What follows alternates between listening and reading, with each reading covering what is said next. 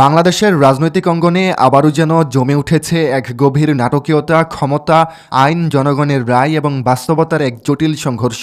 প্রশ্ন এখন একটাই, যে সরকার জনগণের ভোটে ক্ষমতায় এসেছে সেই সরকার কি নিজের সিদ্ধান্তেই নিজের বৈধতা হারাতে চলেছে? 2026 সালের 12 ফেব্রুয়ারির নির্বাচনের মাধ্যমে ক্ষমতায় বসেছিল বর্তমান সরকার।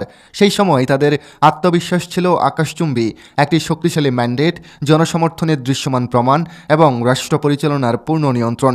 কিন্তু সময়ের ব্যবধানে সেই দৃশ্যপট যেন দ্রুত পাল্টে যাচ্ছে, কারণ ক্ষমতার চেয়ারে বসার পর যে সিদ্ধান্তগুলো নেওয়া হয়েছে তার মধ্যে কিছু সিদ্ধান্ত এখন হয়ে উঠেছে সরকারের জন্য সবচেয়ে বড় হুমকি। এই সংকটের কেন্দ্রবিন্দুতে রয়েছে একটি গুরুত্বপূর্ণ বিষয়, গণভোট। এটি ছিল শুধুমাত্র একটি প্রশাসনিক প্রক্রিয়া নয়, বরং দেশের 69 থেকে 70% মানুষের প্রত্যক্ষ অংশগ্রহণে গৃহীত একটি ঐতিহাসিক রায়। এই গণভোটের মাধ্যমে মানুষ তাদের ভবিষ্যৎ নিয়ে একটি সুস্পষ্ট অবস্থান জানিয়েছিল। কিন্তু বিস্ময়ের বিষয়, সেই গণরায়কে বাতিল করার উদ্যোগ নেয় বর্তমান সরকার। সরকারের ধারণা ছিল এটি একটি সাধারণ আইনি পদক্ষেপ, একটি অধ্যাদেশ বাতিল, একটি কাগজের সিদ্ধান্ত যার প্রভাব সীমিত থাকবে প্রশাসনিক কাঠামোর মধ্যেই। কিন্তু তারা বুঝতে পারেনি এই সিদ্ধান্তের পেছনে লুকিয়ে আছে অনেক গভীর বাস্তবতা, এবং সেই বাস্তবতাই আজ তাদের সামনে এক ভয়ঙ্কর চ্যালেঞ্জ হয়ে দাঁড়িয়েছে। এখানেই আবির্ভাব ঘটেছে এক গুরুত্বপূর্ণ চরিত্রের, একজন আইনজীবী যিনি শুধু যুক্তি দেন না, বরং যুক্তিকে অস্ত্রে পরিণত করেন। তিনি বিশ্লেষণ করেন, ব্যাখ্যা দেন এবং এমনভাবে আইনি কাঠামো তুলে ধরেন যা পুরো রাজনৈতিক সমীকরণকেই পাল্টে দিতে সক্ষম। তিনি দেখিয়ে দেন এই গণভোট শুধুমাত্র একটি অধ্যাদেশ নয়, এটি একটি বৃহৎ সংস্কার প্রক্রিয়ার অংশ, যার সঙ্গে জড়িয়ে আছে 30টি গুরুত্বপূর্ণ প্রস্তাব। এই প্রস্তাবগুলোর মধ্যে রয়েছে গুমের শিকার মানুষের ন্যায় বিচার নিশ্চিত করা, বিচার ব্যবস্থাকে রাজনৈতিক প্রভাবমুক্ত করা এবং সাধারণ মানুষের মৌলিক অধিকারকে শক্ত ভিত্তির উপর দাঁড় করানো। অর্থাৎ একটি গণভোট বাতিল মানে শুধু একটি আইনি প্রক্রিয়া বাতিল নয়, বরং একটি সংস্কার কাঠামোকে অকার্যকর করে দেওয়া। আর এখানেই তৈরি হয় সবচেয়ে বড় বিপদ, কারণ যখন একটি সরকার নিজেই এমন একটি প্রক্রিয়াকে বাতিল করে যার উপর তার নিজের বৈধতা নির্ভর করছে, তখন প্রশ্ন উঠে সে সরকার কতটা বৈধ।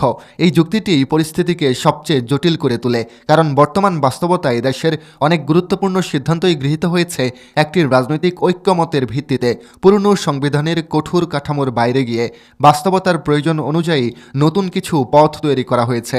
জনগণের ইচ্ছাই সেখানে ছিল মূল চালিকা শক্তি। কিন্তু এখন যদি সেই জনগণের ইচ্ছাকেই অস্বীকার করা হয়, তাহলে সেই পুরো কাঠামোর ভিত্তি নড়বড়ে হয়ে যায়। এটি শুধুমাত্র একটি রাজনৈতিক ভুল নয়, এটি হতে পারে একটি আত্মঘাতী সিদ্ধান্ত। কারণ এই সিদ্ধান্তের ফলে একদিকে যেমন সরকারের আইনি ভিত্তি দুর্বল হয়ে পড়বে, অন্যদিকে জনগণের আস্থাও ভেঙে পড়বে। আর একটি সরকারের জন্য সবচেয়ে বড় শক্তি যদি হয় জনগণের সমর্থন, তাহলে সেই সমর্থন হারানো মানেই ধীরে ধীরে পতনের দিকে এগিয়ে যাওয়া। এই পরিস্থিতিতে আরও একটি বড় ঝুঁকি তৈরি হচ্ছে, সেটা হলো জনরোষ। যখন মানুষ দেখবে তাদের দেওয়া ভোট, তাদের স্পষ্ট মতামত একটি সিদ্ধান্তের মাধ্যমেই উপেক্ষা করা হয়েছে, তখন সেই খুব নিছক আলোচনা বা সমালোচনার মধ্যে সীমাবদ্ধ থাকবে না। তা রূপ নিতে পারে আন্দোলনে, প্রতিরোধে, এমনকি অস্থিরতায়। রাজনৈতিক দলগুলো তখন সেই ক্ষোভকে কাজে লাগাতে চাইবে, আর সাধারণ মানুষও হয়তো তখন চুপ করে বসে থাকবে না। ফলে পুরো দেশের পরিস্থিতি হয়ে উঠতে পারে অস্থির, অনিশ্চিত এবং নিয়ন্ত্রণের বাইরে।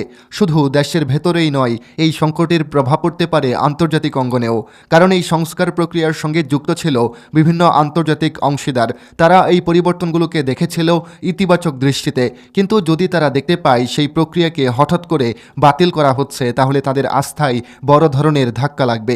এর প্রভাব পড়বে অর্থনীতিতে, কূটনীতিতে, এমনকি দেশের সামগ্রিক অবস্থানেও। একটি রাষ্ট্র যখন নিজের সিদ্ধান্তে নিজেই দ্বিধাগ্রস্ত হয়ে পড়ে, তখন বাইরের দুনিয়াও তাকে আর স্থিতিশীল হিসেবে বিবেচনা করে না। এই পুরো পরিস্থিতিতে সবচেয়ে বড় প্রশ্ন এখন একটাই, সরকার কি নিজেদের ভুল বুঝতে পারবে? কারণ এখনও সময় আছে, সিদ্ধান্ত পরিবর্তনের সুযোগ আছে।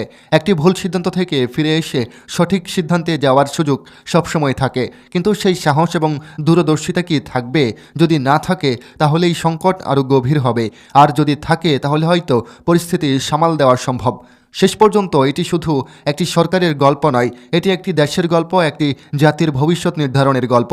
এখানে জয় মানে শুধু ক্ষমতায় টিকে থাকা নয়, বরং জনগণের আস্থা ধরে রাখা। আর পরাজয়ের মানে শুধু ক্ষমতা হারানো নয়, বরং ইতিহাসে ভুল সিদ্ধান্তের দায় নিয়ে চিহ্নিত হয়ে যাওয়া। সময়ের সঙ্গে সঙ্গে সবকিছু পরিষ্কার হয়ে যাবে, কিন্তু আজকের এই মুহূর্তে দাঁড়িয়ে বলা যায় বাংলাদেশ এক গুরুত্বপূর্ণ মোড়ে দাঁড়িয়ে আছে। সামনে যে পথ তা হয়তো সহজ নয়, কিন্তু সেই পথে নির্ধারিত হবে আগামী দিনের বাস্তবতা। এখন দেখার বিষয় কোন পথে এগোয় দেশ আর কে নিতে পারে সেই সঠিক সিদ্ধান্ত। শেষ পর্যন্ত প্রশ্নটা খুবই স্পষ্ট হয়ে দাঁড়ায়, রাষ্ট্র কি জনগণের উপর দাঁড়াবে, নাকি জনগণকে পাশ কাটিয়ে ক্ষমতার কাঠামো টিকিয়ে রাখার চেষ্টা করবে? ইতিহাস বারবার দেখিয়েছে কোনো সরকারই দীর্ঘদিন টিকে থাকতে পারেনি যদি তারা জনগণের ইচ্ছাকে অস্বীকার করে। ক্ষমতা সাময়িক, কিন্তু মানুষের বিশ্বাসই স্থায়ী শক্তি। সেই বিশ্বাস একবার ভেঙে গেলে তা পুনর্গঠন করা অত্যন্ত কঠিন হয়ে পড়ে। আজকের এই পরিস্থিতিতে সবচেয়ে প্রয়োজন সংলাপ, আত্মসমালোচনা এবং বাস্তবতা মেনে নেওয়ার সাহস। গণভোট শুধু একটি রাজনৈতিক প্রক্রিয়া নয়, এটি ছিল মানুষের আশা আকাঙ্ক্ষার প্রতিফলন। সেটিকে অগ্রাহ্য করা মানে সেই আশাকে ভেঙে ফেলা, আর সেই ভাঙনের প্রতিধ্বনি রাজনীতির ভেতরেই কেবল সীমাবদ্ধ থাকবে না, তা ছড়িয়ে পড়বে সমাজের প্রতিটি স্তরে। তবে এখনও সবকিছু শেষ হয়নি, সঠিক সিদ্ধান্ত নেওয়ার সুযোগ এখনও আছে। যদি সরকার জনগণের কণ্ঠস্বরকে গুরুত্ব দেয়, ভুল থেকে ফিরে আসে এবং একটি গ্রহণযোগ্য সমাধানের পথে হাঁটে, তাহলে এই সংকট হয়ে উঠতে পারে নতুন শুরুর ভিত্তি। আর যদি তা না হয়, তাহলে এই সময়টি হয়তো ইতিহাসে লেখা থাকবে একটি কঠিন সতর্কবার্তা হিসেবে, যেখানে লেখা থাকবে জনগণকে উপেক্ষা করার মূল্য কতটা ভয়াবহ হতে পারে। প্রিয় দর্শক, বাংলাদেশ আজ এক কঠিন অনিশ্চয়তার মুখোমুখি দাঁড়িয়ে আছে। বাংলাদেশ আজ হয়তো চরম একটা বিশ্বাসঘাতকতার মুখোমুখি হতে যাচ্ছে, কারণ আজকে যে দল ক্ষমতায় বসে আছে, সেই দল ক্ষমতায় আসার আগে জনগণের বিশ্বাসকে নিয়ে যে একটা গেম খেলেছে, সেই গেম এখন হয়তো মানুষ দেখছে আর কিছুই বলতে পারছে না। কারণ জনগণ বিশ্বাস করেছিল গণভোটকে, মানুষ ভেবেছিল হয়তো পরিবর্তনের ধারা বইতে শুরু করবে। মানুষ গণভোটে হ্যাঁ জয়যুক্ত করেছিল সবকিছু পরিবর্তনের আশায়। দেশে যেন আর কোনো স্বৈরশাসক জন্ম নিতে না পারে, দেশ যেন পুরনো সংবিধানে না চলতে পারে। যেসব সংবিধান মানুষকে স্বৈরাচার করে তোলে, সেই সব সংবিধান যেন একেবারে মুছে ফেলা হয়। কিন্তু আজ যেন সেই সব ধরনের যুক্তিকে তারা পিছনে ফেলে দিয়ে আজ কেবল ক্ষমতার জোরে এবং সংবিধানের কিছু কারণ দেখিয়ে সবকিছুই ধামাচাপা দেওয়ার চেষ্টা করছে।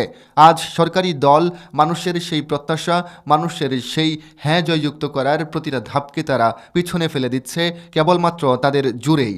হয়তো ভবিষ্যতে আমরা দেখতে পাচ্ছি এক ভয়াবহ সংকট, যেখানে জনগণের রায়কে উপেক্ষা করা হবে। ইতিমধ্যে উপেক্ষা করার সব ধরনের প্রক্রিয়া শেষ করে ফেলেছে বর্তমান সরকার। জানি না সামনে আমরা কি পেতে চলেছে, তবে আমার মন বলছে খুব শীঘ্রই জনমানুষ সবাই একটা বিরাট ধরনের বিশ্বাসঘাতকতার মুখোমুখি হবে।